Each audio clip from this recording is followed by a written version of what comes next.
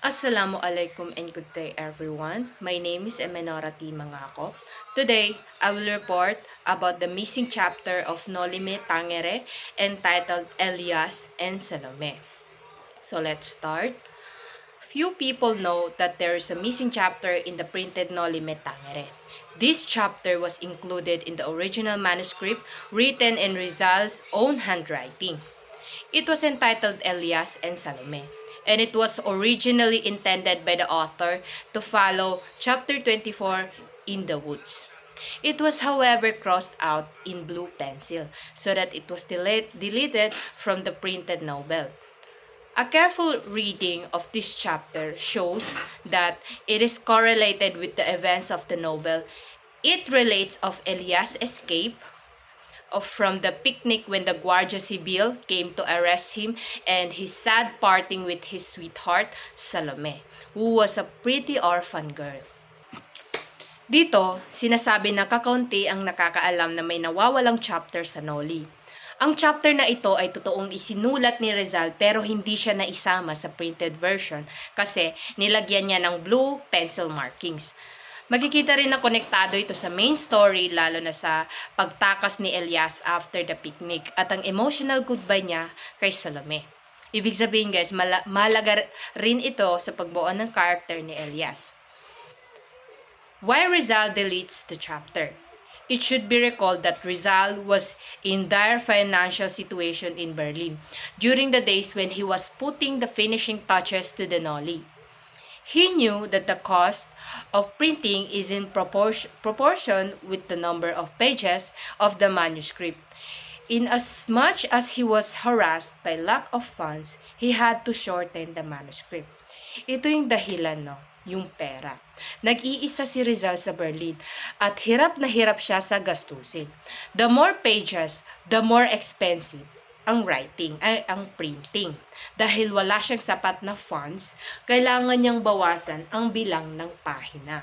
Accordingly, he rewrote several chapters, making them more compact so that he could economize on the number of pages. He deleted one whole chapter without destroying the story of the novel. And this chapter was Elias and Salome. The only reason why this particular chapter was deleted was economic, that is to save printing expenses. Dito no, makikita na practical ang desisyon ni Rizal. Ayaw niyang baguhin ang story flow. Kaya naghanap siya ng chapter na kapag tinanggal niya, hindi masisira ang main storyline. Sa kasamaang palad, Elias and Salome ang natanggal. Purely financial decision hindi dahil pangit ang chapter. Elias was adversely affected. It seems that Rizal considered Ibarra a more important character, although Elias was nobler. He even killed Elias in the novel and let Ibarra live. Later on, however, he repented having killed Elias. He wrote, "I'm sorry, I have killed Elias instead of Crisostomo Ibarra." Sinasabi rito na naapektuhan ang character development ni Elias dahil sa pagtanggal ng chapter. Mas noble siya kaysa kay Ibarra, pero mas binigyan ng highlight si Ibarra. Later pa, nagsisi si Rizal dahil pinatay niya si Elias. Dahil si Elias daw ang mas karapat-dapat maging bayani ng revolusyon. Synopsis of the missing chapter. In a nipa hut by the placid lake, Salome, a winsome girl, her early teens, sat on a bamboo batalan, sewing a kamesa of bright colors. So, nagsisimula ang kwento sa isang payapang setting, like yung nipa hut by the lake. Si Salome, simpleng babae, pero maganda. Naghihintay siya kay Elias. Importante ang description kasi pinapakita kung gaano kasimple at peaceful ang buhay niya. When she heard footsteps, she laid aside her sewing. Elias stood carrying a bundle of firewood and banana while he handed a wiggling dalag to the girl. Pagdating daw ni Elias, dala niya ang mga simpleng bagay. Ipinapakita nito na mabait at maalaga siya.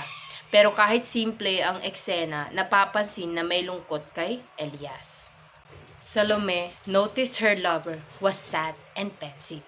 He told her there were many beautiful girls among whom was Maria Clara. Sinusubukan ni Salome pasayahin si Elias. Nabanggit ang picnic scene para i-connect ang missing chapter sa main story.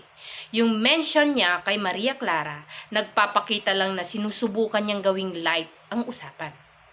Afterwards, the young man rose. Goodbye, Salome. The sun is setting, but you've been crying.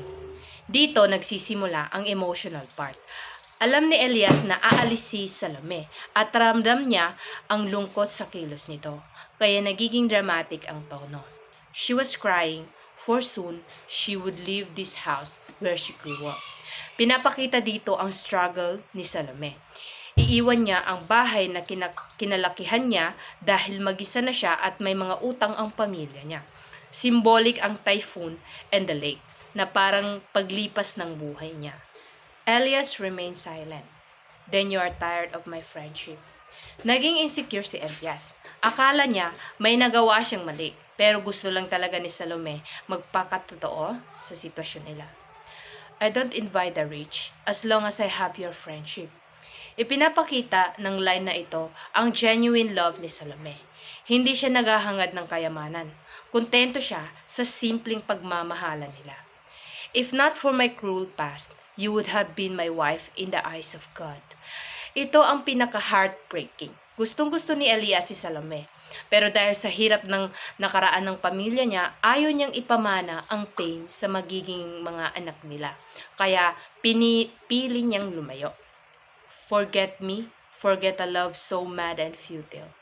Pinapakita ng line na ito na mahal niya si Salome, pero inuuna niya ang kapakanan niya. Kumbaga, noble sacrifice. I was thinking that you might go with me, Salome said. Umaasa pa rin si Salome na may pag-asa sila, pero alam niyang mahirap. Impossible. I haven't found what I came here, to seek liberty. Ito ang mission ni Elias. Sa buong Noli, justice and freedom. Hindi niya pwedeng talikuran kahit mahal niya si Salome. Elias then narrated what happened earlier at the picnic. Ibarra saved him from the crocodile.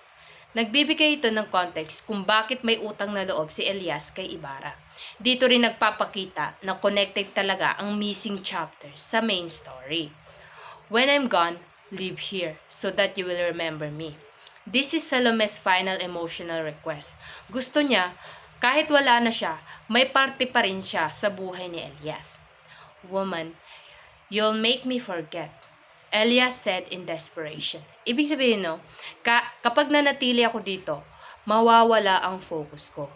Makakalimutan ko ang mission ko. Ito ang ultimate struggle ng character niya. He left with a heavy heart. She followed him with her gaze, fading footsteps in the gathering darkness. Symbolic ang ending. Lumalakad si Elias papunta sa dilim. Tanda ng hirap ng landas na tatahakin niya. Si Salome naman, naiwan sa lungkot at paghihintay. And that's the end of my report. Goodbye everyone!